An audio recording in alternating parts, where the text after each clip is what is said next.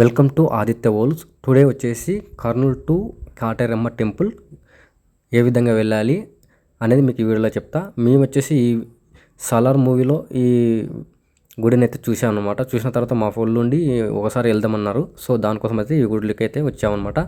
So first of all వచ్చేసి మనం కర్నూలు నుంచి బెంగళూరు బస్సు ఎక్కాలి. ఎక్కిన తర్వాత మనకి మెజెస్టిక్ బస్ స్టాండ్లో రైట్ సైడ్లో సిటీ బస్సు ఉంటాయి. అక్కడ 304B అని ఉంటాయి.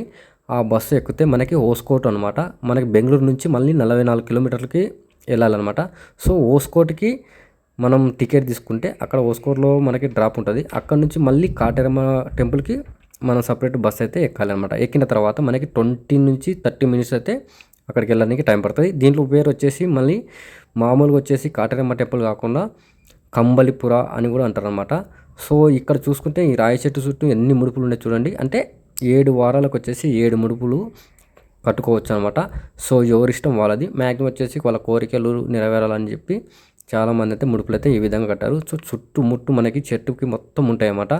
సో చాలామంది ఇక్కడ ప్రదక్షిణాలు చేసి, అంటే దాదాపు అంటే ఒక్కొక్కరు అనమాట. కొందరు 100 ప్రదక్షిణాలు, కొందరు 12, కొందరు అట్లా వాళ్ళకి నచ్చినవి ప్రదక్షిణాలు చేసి అక్కడ ముడుపులు అయితే చెల్లిస్తారన్నమాట. సో ఎవరు ఎన్ని ముడుపులు అనేది వాళ్ళు డిసైడ్ చేసుకోవచ్చు. 7 వారాలకు 7 ముడుపులైనా చెల్లించుకోవచ్చు, లేదా ఒక ముడుపైనా కట్టుకోవచ్చు. అది వాళ్ళ ఛాయిస్ అనమాట. సో మొత్తం చెట్టు అనేది ఎక్కడ గ్యాప్ ఉండదు. సో ఈ చుట్టూ ప్రదక్షిణాలు చేసిన తర్వాత మనకి ముడుపులు కట్టిన తర్వాత మనం దర్శనానికి అయితే వెళ్ళొచ్చు అనమాట. సో చాలా అయితే ఫేమస్ అనమాట. ఇక్కడ చూస్తే మనకి చాలా రద్దీ అయితే ఉంటుంది. ఇలా రౌండ్ ఆఫ్ వేసిన తర్వాత అక్కడ చూడొచ్చు ప్రదక్షిణాలు అనేది చాలా పెద్దగా ఉంటుంది అన్నమాట. చెట్టు కూడా ఇలా రౌండ్ ఆఫ్ చేసిన తర్వాత మనకి క్యూ లైన్లోకి వెళ్ళి దర్శనానికి అయితే వెళ్ళొచ్చు అనమాట. ఇక్కడ వచ్చేసి చాలా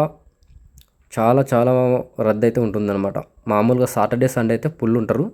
సో మనకి ప్రతి పుణ్యానికి అమాసకైతే ఇక్కడ చాలా పూజలు అయితే చేస్తారనమాట. దీంట్లో వచ్చేసి మనకి ఇక్కడ రకరకాల పూజలు అయితే చేస్తారనమాట. అంటే నరదిష్టి తగిలిన, లేకుంటే కొందరు ఎవరైనా మన మీద కళ్ళు పడకుండా ఇలా రకరకాలుగా అయితే మనకి పూజలు అయితే చేస్తారు. మేమైతే క్యూ లైన్లోకి అయితే క్యూకి వెళ్ళి ఇప్పుడు లైన్లో అయితే ఉన్నమాట. ఇక్కడ చూడొచ్చు మనకి నిమ్మకాయలతో కూడా తీసేస్తుంటారు అనమాట. ఈ లాక్లు ఏంటంటే మనకి ఎవరైతే పడనలు ఉంటారో వాళ్ళు మన గురించి ఆలోచించకుండా ఈ లాక్ అనేది వేస్తారనమాట. సో అందుకే ఈ లాక్స్ అనేవి ఉంటాయి. ఈ గుళ్ళో అమ్మవారు అయితే ఈ విధంగా ఉంటుంది. రక్త చెమటలు పడతాయని చెప్తుంటారు అన్నమాట. ఇక్కడ గుళ్ళో చాలామంది తర్వాత బయటకు వచ్చిన తర్వాత ఇక్కడ కాయిన్స్ మనకి కొందరు పెడతారనమాట. ఇక్కడ అతుకున్నాయి అనుకోండి మన కోరికలు అయితే నెరవేరుతాయి, కింద పడింది అనుకోండి మన కోరికలు అయితే నెరవేరవని ఉంటుంది అనమాట ఇక్కడ. సో బయటకు వచ్చిన తర్వాత మనకి ఇక్కడ బయటకు వచ్చిన తర్వాత ఇక్కడ మనకి దిష్టి కూడా తీస్తారన్నమాట. నిమ్మకాయలు తర్వాత టెంకాయతో కూడా దిష్టిలు అయితే తీస్తారన్నమాట. చాలామంది దిష్టి పడకుండా ఇక్కడ పూజలు అయితే చేస్తారన్నమాట. చాలా మంది ఎక్కువ ఉంటారన్నమాట. సో రద్దీ అయితే చాలా ఉంటారు. రకరకాల పూజలు అయితే చేస్తుంటారు. బయటకు వచ్చిన తర్వాత చూస్తే ఇట్లా రద్దీ అయితే చాలా మంది అయితే పెరిగారన్నమాట. ఇందాక లాకల గురించి చెప్పాను కదా, ఈ విధంగా లాకలు అయితే వేస్తుంటారు అనమాట.